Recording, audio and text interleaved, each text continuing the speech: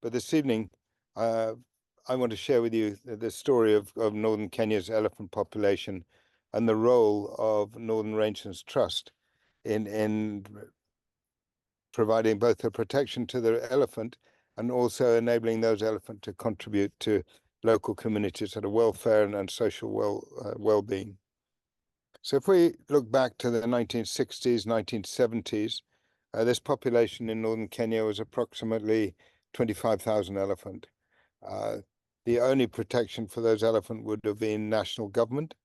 There was no community involvement. There was no private sector involvement. And government had the responsibility. So elephant were thriving. Come 75, 76, 77, poaching came in a massive way. And 90% of those elephants were killed. So from 25,000 elephant in 1970, by 1982, the same population was down to 2,500 elephant. To give you little sort of context, where I'm sitting here this evening in 1970 would have had about 20 to 25,000 elephant. That went down to less than 100 animals. And as I sit here this evening, there's probably 250, 300 animals here. It was completely annihilated. The poaching had a level of political protection at the time. Again, there was no community conservation. It was purely government, and they were the law enforcement agency, and essentially corruption undermined the entire process. 1990, Richard Leakey helped with the Kenya government to form Kenya Wildlife Service. That was very much in a response to a crisis of the ivory crisis. I'm sure everyone recalls that burning of the ivory stockpiles, the formation of Kenya Wildlife Service in 1990. And it was a whole new chapter of protection of elephant in Kenya with a massive positive effect. Richard succeeded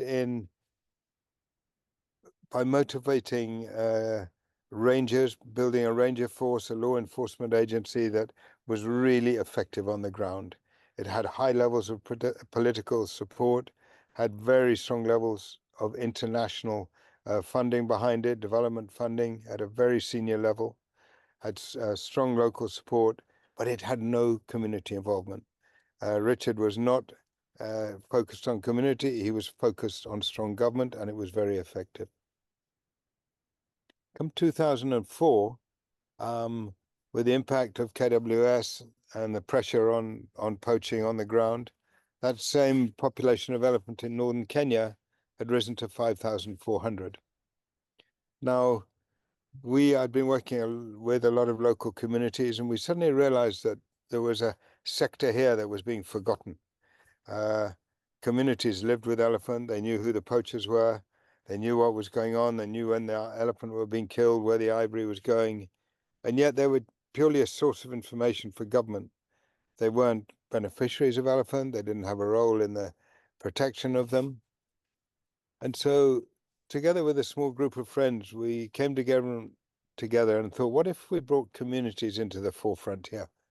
And we invested into communities for them to be a sector of conservation in Kenya. And we formed the Northern Rangelands Trust in 2004. Now, the objective of that was to establish an organization that was professionally run to the highest possible standards of expectations, both nationally but also internationally to donors, that would empower communities to have access to funding for conservation.